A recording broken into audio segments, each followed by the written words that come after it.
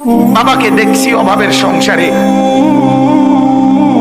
27 দিন তারাবির নামাজ যেদিন শেষ হয়েছে তারপর দিন একটা পাঞ্জাবির কাপড় কিনে দিছে আমারে। ঈদের দিনও সকালবেলা, আমি ঈদের দিন আজ ঈদ ফজরের নামাজ পড়ে আমি টেইলারের দোকানে দাঁড়ায় ছিলাম। আমার পাঞ্জাবিটা তখনও সেলাই হয় নাই। আমি ঈদের নামাজে যাব কিভাবে? আমি সেই অভাবের সংসারে বড় হয়েছি। তারপরও কোনোদিন বাপ অবৈধ রোজগারের পিছনে যায় না। এক মসজিদের ইমামতি করছে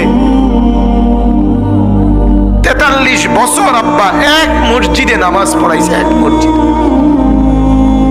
43 বছর এক মসজিদের ইমাম ছিল আমার বাপ। এটা বোঝা উচিত নিজের সন্তানকে গুনাহের রোজগারের উপরে নামাই দিয়ে কেমনে সুখ আসবে?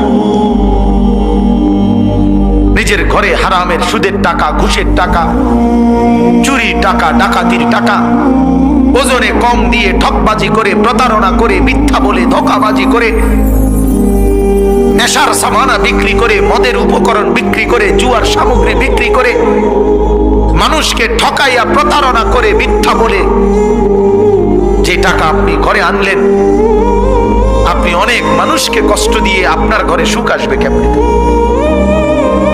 বলেন? আল্লাহ আমাদেরকে বুঝার তৌফিক দান করুন।